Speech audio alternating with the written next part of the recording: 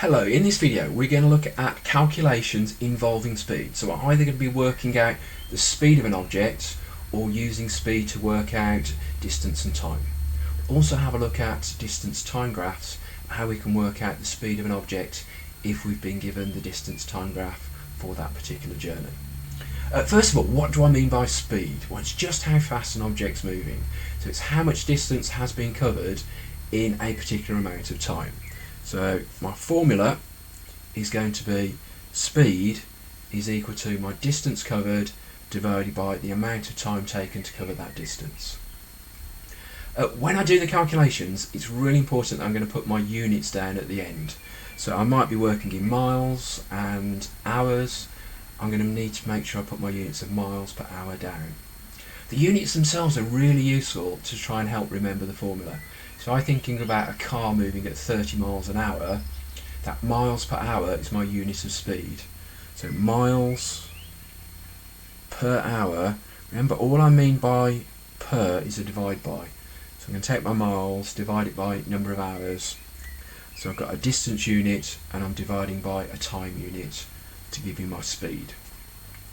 Similarly, if I was running along in a say a running race, and I'm measuring my speed in meters per second, I've got another unit of speed. I've got distance divided by time. Meters per second is going to give me another speed unit.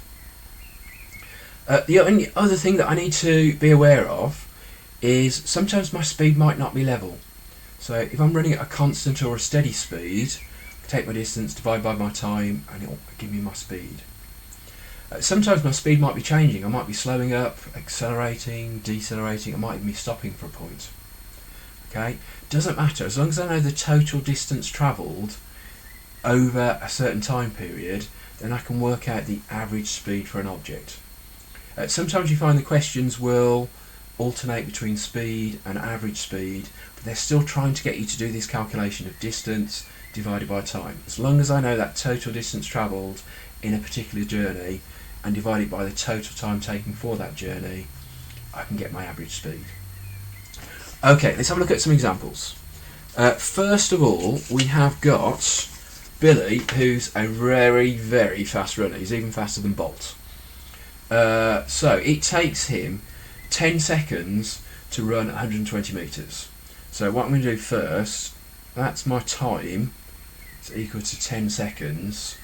And this is my distance, which is equal to 120 metres. I'm going to write down my formula. This one's done for me. Speed is equal to distance over time. It's really important you always write down your formula. You haven't got to write them out in full, so you don't need to write speed equals distance over time. You can write S equals D over T, but you need to get something down. You need to get that formula down before you substitute your values in. So, what have we got? Distance, 120 metres. And I'm going to divide it by my time, which is equal to 10 seconds.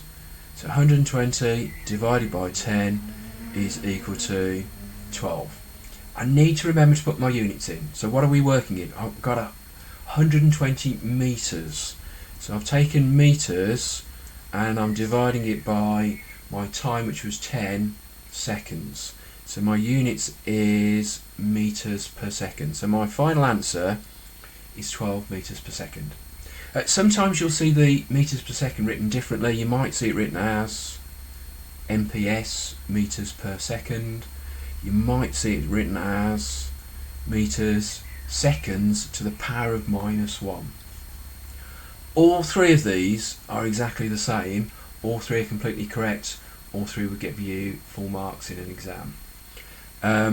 Probably metres per second, you probably will see it written like this a little bit more often than the other two, but any of those three are correct. Right, let's have a look at the second example.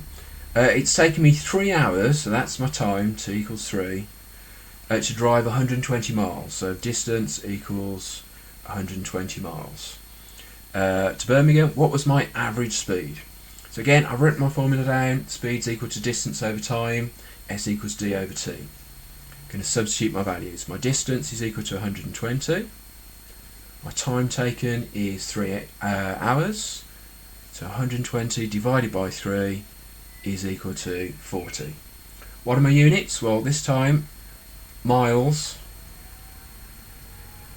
and I'm dividing by number of hours taken, so 3 hours, miles per hours. You might see that more normally written as 40 mph.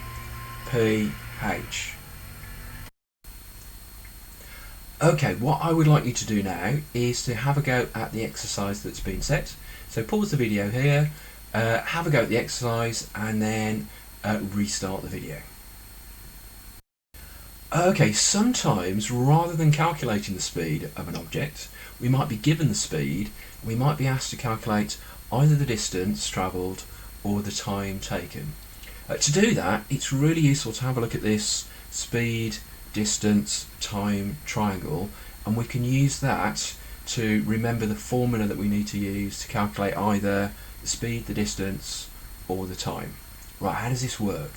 So if I want to work at the speed of an object, I'm going to cover the S up. So you cover up the thing that you're trying to work out. And it's going to tell me that the speed is equal to my distance divided by my time. So just like the calculations we've done in the first part of the lesson, speed is equal to distance divided by time. But if I was trying to work out the distance travelled and I knew the speed and the time taken, I can cover up my D, and it's going to tell me that my distance is equal to my speed times the time taken. Similarly, if I want to work out what the time taken was, I'm going to cover up my time, and it's going to tell me that it's equal to the distance travelled divided by the speed of the object. Sort of makes sense, so the faster an object's moving, the less time it's going to take. So time taken, distance divided by speed, so if we've got one over another, I'm going to be doing a division, so distance divided by speed. If the two are level in the triangle, so my distance equal to speed times time. Okay, let's have a look at some examples. This is sort of an Ironman triathlon, although the swim's a little bit longer. So let's look at the question. It takes me 1 hour and 15 minutes to swim 5 kilometres. So my time taken is equal to 1 hour. Remember, my 15 minutes is a quarter of an hour, so if I convert that into a decimal, just like we did in the starter, that's going to give me 1.25 hours.